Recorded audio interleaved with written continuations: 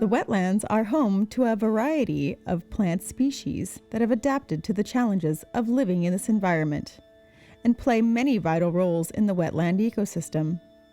These amazing plants not only function as a carbon sink, which lowers atmospheric carbon dioxide, they also provide stabilization of the surrounding soil through their extensive network of roots.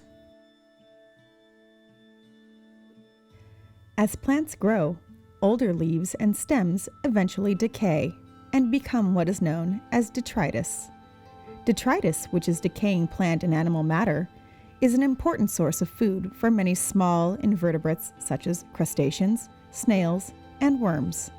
These invertebrates then are food for the carnivorous fish and birds. Detritus is crucial for not just the animals that eat it directly, but for the animals further up the food chain that eat the animals that eat the detritus. A large amount of this detritus comes from the local plant population. Besides providing food, plants also offer vital habitat for animals, giving fish a place to hide and birds a place to nest. Some of the different plants that we have formed very unique relationships with certain animal species. Our endangered species of bird here, the Belding's savanna sparrow, exclusively nests in the upper marsh that's always like pickleweed or glasswort plant communities. And when they make their nests out of that material, they can kind of allow it to spread to new areas, allow that the plant reproduction to be a little more diverse in those areas. And not only do we have birds that are dependent on specific plants, but we even have different invertebrates. We have an endangered species of butterfly called the wandering skipper, and the host plant for that species was that saltgrass. It'll exclusively use that plant as a landing site. It won't really go to any other plants. My name is Daniel North, and I am responsible for managing restoration projects in Los Cerritos wetlands, as well as all of our community engagement programs. Wetland plants grow in distinct zones, which are determined by many factors. Two of those key factors are the plant's ability to tolerate salinity and the availability of nutrients. In coastal wetlands, we have some unique plant communities. They have to have kind of unique adaptations that allow them to survive in an otherwise hostile situation. In the intertidal zone alone, there's different tide heights, and at those different tide heights, you get different plant communities.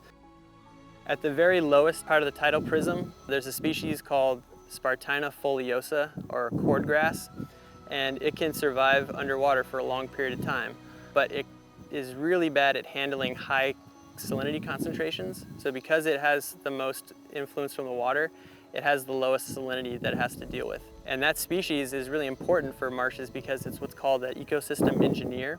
And what it does is it actually changes the sediment layers in habitats that it lives in. It has these really long kind of fronds or leaves, and what happens is sediment will bombard into the plant. That sediment will then collect below the plant and it'll accrete soil, and that allows other species to then kind of move out onto the mudflat as the sediment layer becomes high enough for them to kind of migrate out onto those areas.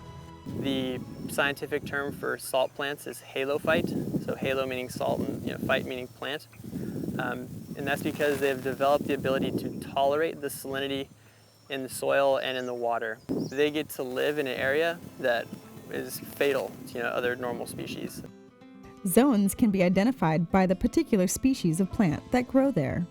These zones are the subtidal zone, located below the low tide line, the mudflats, or low marsh at a tidal height of 0 to 4 feet, which flood twice a day with the incoming tide, the middle marsh at a tidal high of 4 to 6 feet, the high marsh between 6 and 8 feet, which is rarely flooded, the sand dune, which is typically never reached by the tides, and finally, the coastal sage scrub.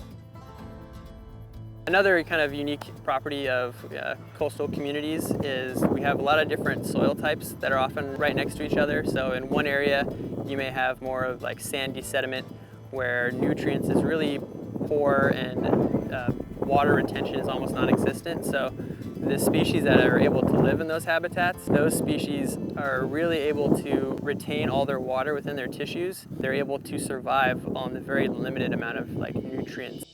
I often say that species that live in our coastal communities are kind of the toughest of the tough because they're dealing with the most saline conditions that would normally kill other plants. They're dealing with some of the most drought-prone conditions where they go for a long period of time without getting any water and still somehow are able to retain the water within their tissues, either by forming cuticle layers, which is kind of a waxy coat along the outer layer of the plant tissue that prevents water from evaporating through it. Certain areas where you have more muddy soil and you're getting a lot of water retention, but they can be really compact. And when species are in those kind of situations, they have to have either some kind of ability to navigate their roots through that compact soil, or find a way to spread out over the top of those soils. The subtidal zone is characterized by eelgrass, which provides shelter for many fish and invertebrates.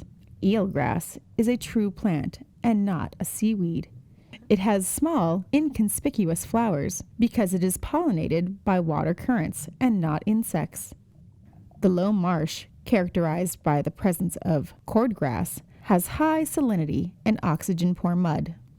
This one's called shoregrass, and this species will kind of adventure out across different mudflats, and it grows these kind of lateral extensions of itself, and when they're above ground, they're called stolons. And what they'll do is they'll just send this runner, and when they find a condition that's hospitable enough, then from these little segments, these little nodes, which we call rametes, they'll start to grow roots. And at that point, if you were to separate it from its stolon, you could actually get kind of like a clone, and that way it's able to clone itself and then spread out into areas as the salinity kind of drops down further and further.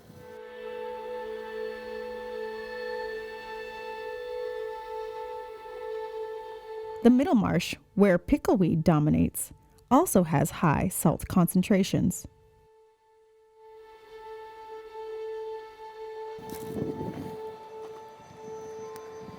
So here's another halophyte example.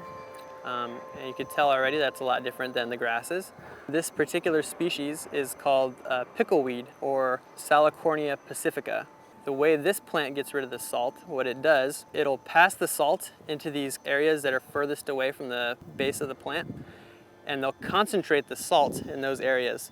And what the plant then does is it breaks off that segment, kind of disconnects itself at that little internode, and then just gets rid of the salt by getting rid of that segment.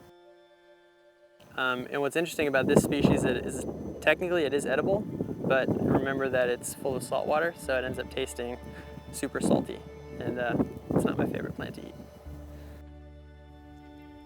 Saltgrass grows in the high marsh, where it experiences only occasional tidal flooding. I've been holding this one in my hand for a little while, and this is another species of grass that lives kind of in the upper marsh, and this one is called saltgrass, or Disticulus spicata. And the way this plant deals with salt is it has these really tiny, we can't even see them with our eyes, salt pores. And what they do is they open up and allow salt to be evaporated through the plant's tissues. The sand dunes, although not exposed to the changing tides, do experience salt spray and drying wind. The plants that survive here are typically low-growing and mat-like, including beach evening primrose, beach morning glory, and sand verbena.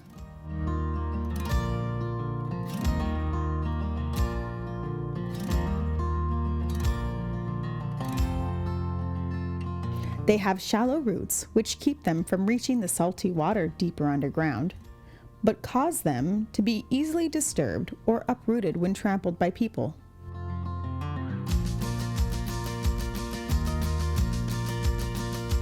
Coastal sage scrub plants often surround the salt marsh area. These plants thrive in the cooler temperatures along the coast and include buckwheat, sage, prickly pear,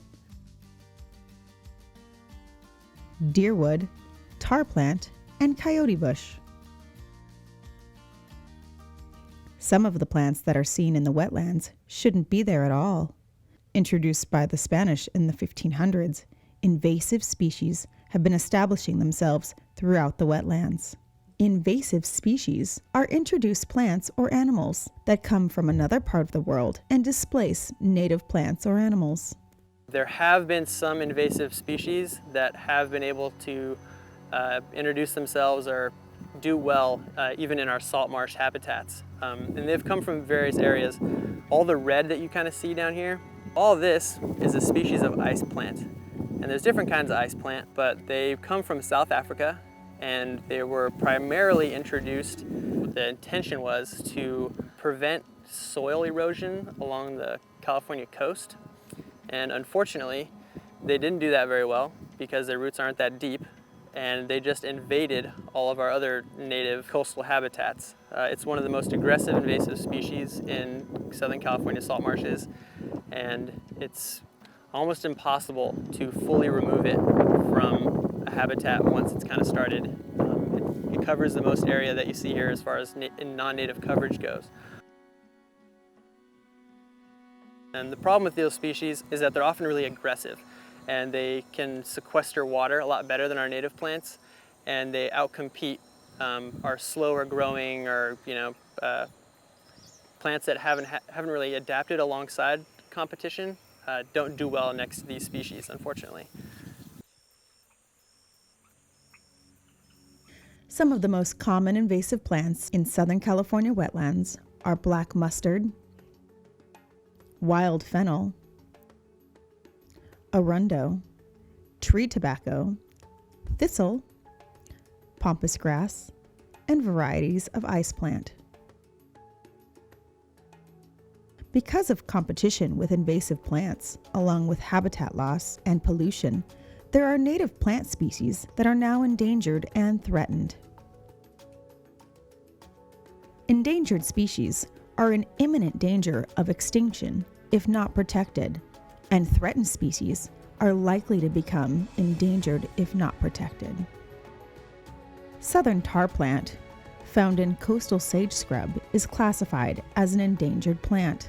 Southern tar plant, a member of the sunflower family, is an important source of nectar to many of the insect pollinators in this habitat.